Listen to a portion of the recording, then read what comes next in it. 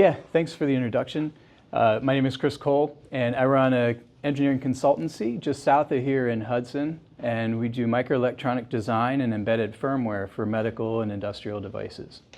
And I've been consulting since 2008, minus a few years I did go work for a company in Akron called Laird, where we did wireless communications modules and ran engineering there until 2018. Returned to engineering and started hiring a few folks. And we're doing really well. We're keeping very, very busy. There's a lot of embedded systems development out there. So we do a bit on the hardware side. We also do quite a bit on the firmware side. By the hour we spend probably 80% of our time doing firmware. It's usually the long pole in the tent. So firmware is the invisible intelligence that drives just about every electronic product that you buy today. And it controls the functionality and behavior of those devices. So it plays a pretty critical role. What we find though is a lot of manufacturers, they have a hard time getting started with embedded systems. And this is usually because of the technical complexity involved, or the specialized skill sets required by the employees that they would need to pull this off. So what I want to do is talk about a couple of things that manufacturers may want to understand about embedded firmware as they're developing new product or as they're scaling their business.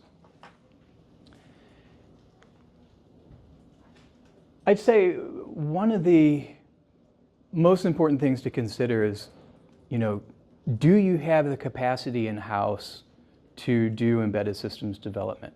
You may not have the skill sets in your staff, and a lot of manufacturers don't. So they may reach out to an embedded systems development firm, a consulting company, much like ours, to help them through the process or to augment their existing company with the development capability to realize a new product. When you do, there's a few things to keep in mind. So here's a few. You want to make sure that when you're selecting an embedded systems consulting company, that they understand your industry. Whether you're in consumer devices, medical devices, industrial applications, you want them to have experience in the industry that you're working in. Along with that would come things like understanding of standards and regulatory compliance for your particular industry, whether you're in automotive, you may be in medical. We do a lot with medical, so we have an understanding of quality management systems, 13485, 14971 for risk management, 62304 for software for medical devices. So this kind of understanding and know-how can really be beneficial to your manufacturing company as you try to realize products. So that's one thing that you look for. The other thing is pretty critical that your partner understands integration skills. So you don't want to hire a development firm just to write firmware for your product. You need them to really understand the electronics, hardware that they're writing code for. You want them to be very, very comfortable with the hardware, understand the schematics, be intimately familiar with the platform that they're developing the firmware for. But you also need them to understand other components of your overall system. If you have a mobile application that goes with this, there's probably a cloud piece. They need to understand the handling of data, the data acquisition, the data exchange between the embedded device and the cloud. All this is handled by the firmware. So it takes a competent engineering company that has a really good understanding of not only the code on that chip, but the code in the cloud. I think the most important thing, though, to really understand with your development partner is transparency. The transparency of their development process, of their milestones, of their communication. One of the first things that we do when we embark on a new project with a customer is we create a Git repository for them. And we have our own Gitia server that we host for them. About half the time our customers don't have their own Git server, they don't utilize GitHub, and that's fine. In there, one of the first things we usually check in is the spec.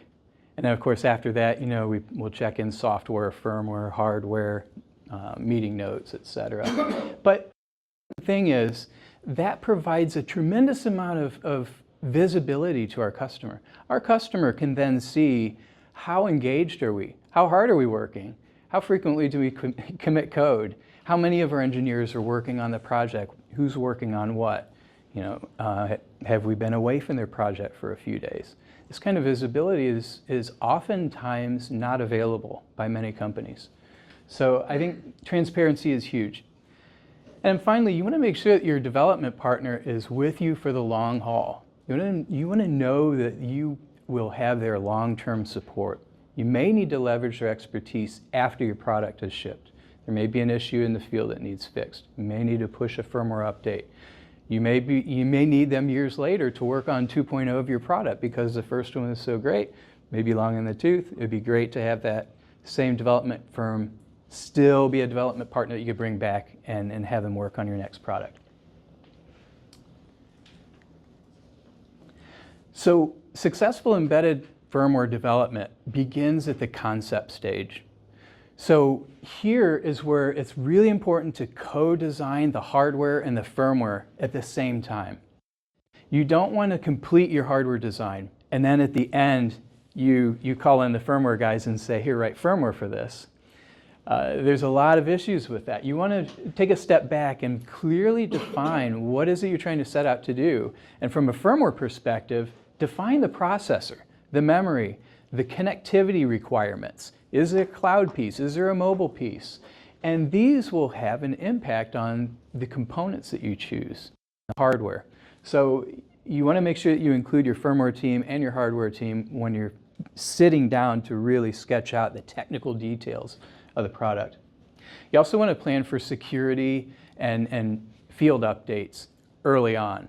You do that right away, right? Because maybe you don't have enough memory to support an image that's downloaded from the cloud.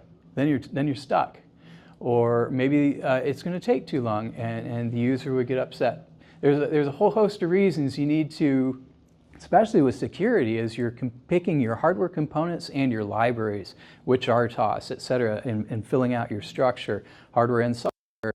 I want to make sure that this is going to be resilient from a security perspective. So there's a security talk here later this afternoon, so I won't go too deep into the security aspect, but mind you, it's a very, very critical issue in firmware, as we all know.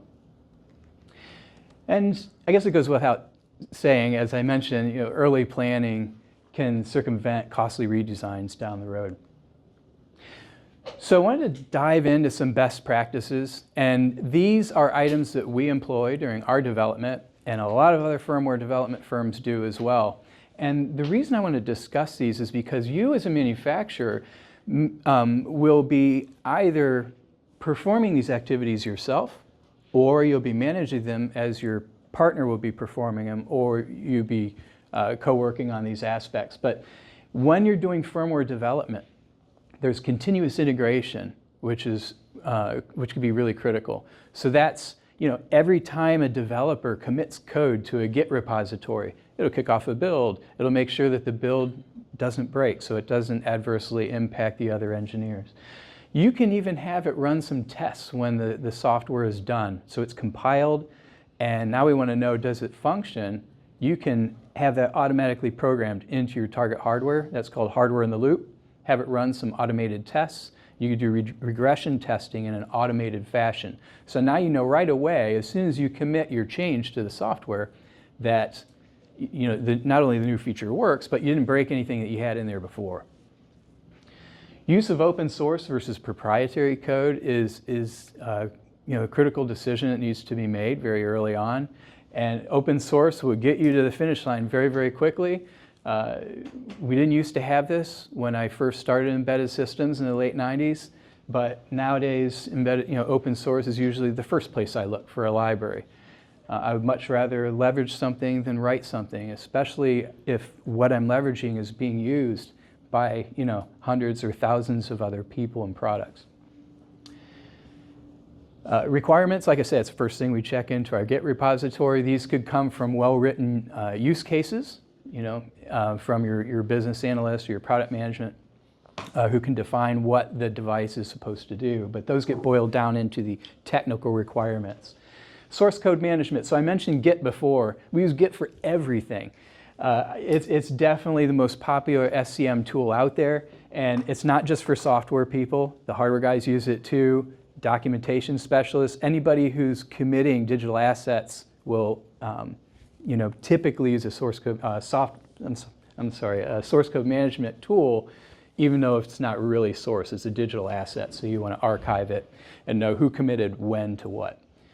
Pull requests and code reviews are critical as well. So anytime you make a change to the code, you put it into Git, and then you tag it as a pull request, and you ask fellow engineers, hey, check this out, and see if you agree that this is a good implementation, I haven't made any mistakes. And it's a great way to involve junior engineers so they can watch and see the code and they can learn how did my fellow engineer solve this problem?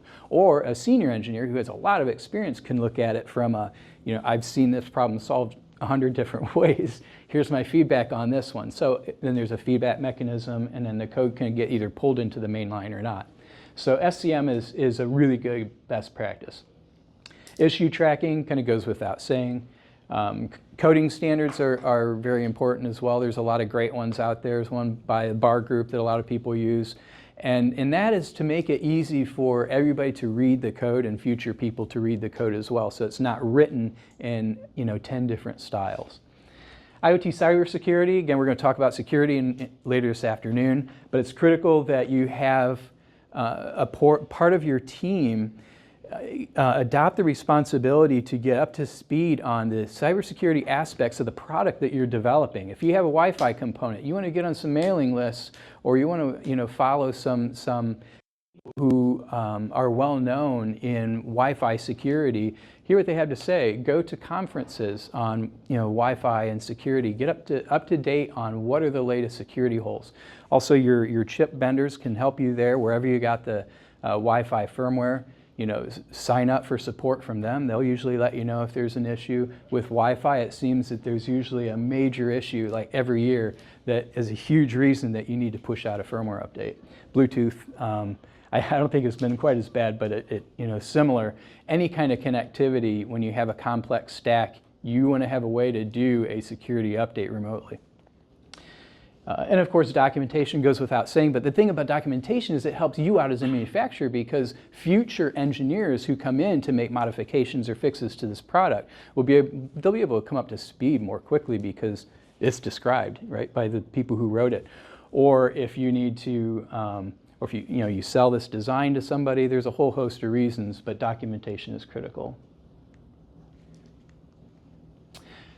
So as a manufacturer, your responsibility insofar as the firmware doesn't end once you start shipping.